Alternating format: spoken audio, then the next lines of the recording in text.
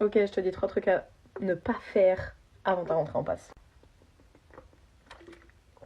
Enregistre pour plus tard. Règle numéro 1, commence doucement. Ne va pas tout de suite faire du 8h, 20h et déjoint. Profite quand même de ton été et commence en août petit à petit, en faisant du 2h, puis 3h, puis 4h, puis 5h, puis 6h, etc. Pour à la fin, à la rentrée, arriver à faire des bonnes journées tranquilles avec ton bon rythme. Erreur numéro 2.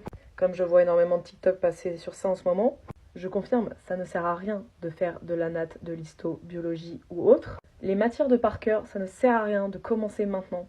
Pourquoi ? Parce qu'il y a énormément de détails, que les cours qui vous sont proposés, surtout sur TikTok, ne correspondent pas tout le temps à ce que vous allez avoir en cours. Donc si vous souhaitez vraiment vous avancer et optimiser surtout ce temps d'avancement parce que c'est vraiment le but, visez plutôt les matières de réflexion. Parce que pour la plupart d'entre vous, c'est compliqué ces matières. Et quand je dis c'est compliqué, ça se tape des 6 au concours. Donc il faut mieux taffer ces matières-là et être bien prêt à bien les comprendre plutôt que de se bourrer la tête et avoir tout oublié dans 6 mois quand la matière reviendra.